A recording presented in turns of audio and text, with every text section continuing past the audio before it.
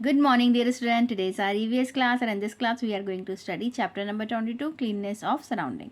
बच्चों यहाँ पे आपको 2 पिक्चर्स दी गई हैं. आपको इसमें से कौन सी पसंद आ रही है? डेफिनेटली आपको ये पिक्चर पसंद आएगी. क्यों?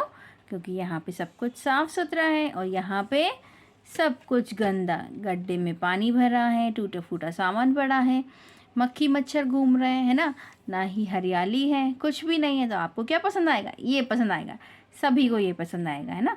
चलिए हम पढ़ना स्टार्ट करते हैं बच्चों. हमें हमारे आसपास के वातावरण को साफ़ रखना चाहिए, हमारे एनवायरनमेंट को हमें साफ़ रखना चाहिए, है ना. ओके चलिए. Definitely your answer will be the place having neat surrounding. It is very important to live in clean surrounding. In order to keep ourselves healthy, we should not only keep our body and home clean but also our surrounding clean. Remember, cleanness is next to godliness. Okay, we should never throw garbage on the street. Garbage attaches fleas and germs. Fleas are the carriers of germs which carry them from one place to another. Germs can cause disease like cholera, है ना, dysentery, typhoid, etc. Mosquito lay egg in stagnant water. When the eggs hatch, the area become full of mosquito. Malaria and dengue are some of the disease caused by the bite of mosquito.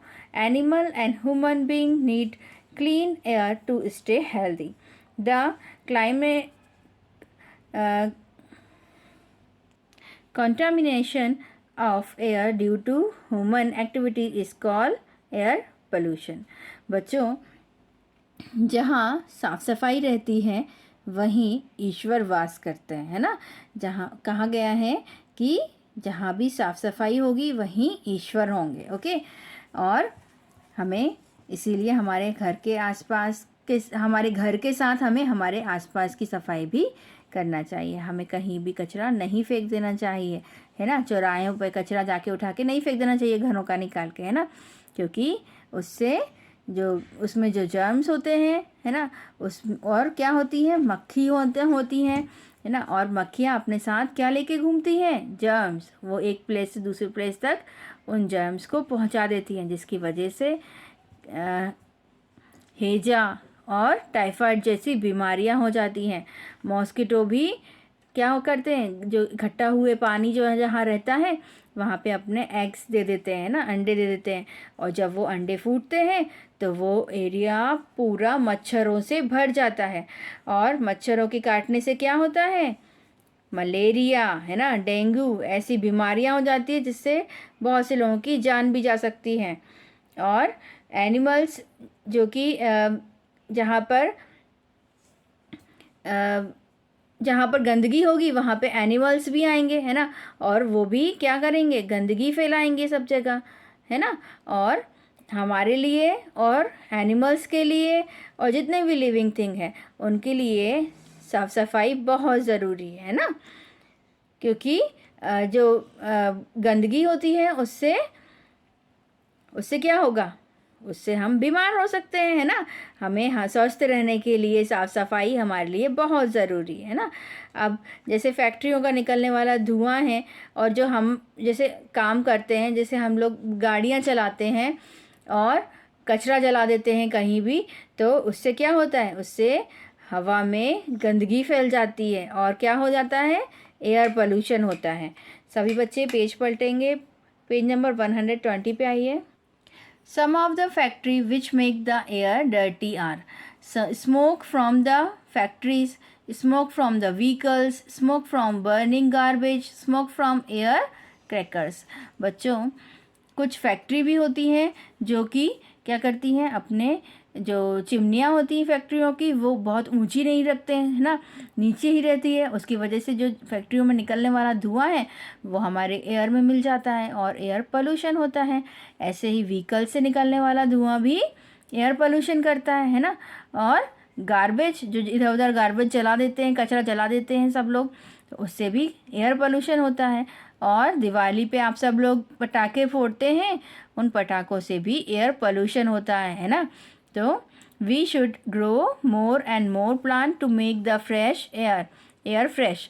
बच्चों, हमें बहुत सारे पेड़ plants लगाना चाहिए, है ना, ताकि हवा कैसी हो, फ्रेश हो, है ना।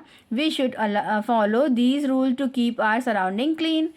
Always throw the garbage in a dustbin. Always keep the dustbin cover. Then these dustbins should be emptied in closed garbage yard.